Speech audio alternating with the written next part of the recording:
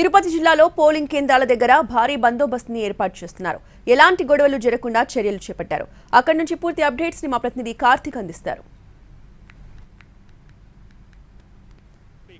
పాటిల్ గారు ఉన్నారు, ఆయనతో కూడా మనం మాట్లాడతాం. సార్ చెప్పండి, అంటే ఈ తిరుపతి జిల్లా వ్యాప్తంగా కూడా చాలా సమస్యాత్మకమైనటువంటి ప్రాంతాలు ఎక్కువగా ఉన్నాయి.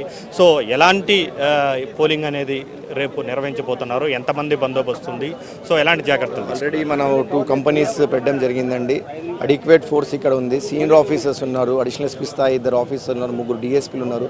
I myself will be present here. Morning నుంచి అంతా పెట్రోలింగ్ నైట్ నుంచి జరగడం జరుగుతుంది. So 100% free and fair election జరుగుతుంది. నా అపీల్ ఏంటంటే మీడియా ద్వారా you also convey the same. ఇది ఒక పీస్ఫుల్ ఎలక్షన్, ఇక్కడ ఏమీ కాంట్రవర్సీ కానీ ఏ ఇష్యూ ఉండదు. Will complete it successful. అంటే మొత్తం 18 లక్షల పైగా ఓటర్లు ఉన్నారు సార్. అంటే ముఖ్యంగా తిరుపతి అత్యంత సమస్యాత్మకమైనటువంటి నియోజకవర్గంగా ఉంది. సో ఇక్కడ వెబ్ కాస్టింగ్ అనేది కూడా ఇక్కడ 100% వెబ్ కాస్టింగ్ ఉంది, 100% వీడియో డిస్ప్లే ఉంది. అదే కాకుండా మ్యాక్సిమం ఫోర్స్ డిప్లాయ్ చేయడం జరిగింది.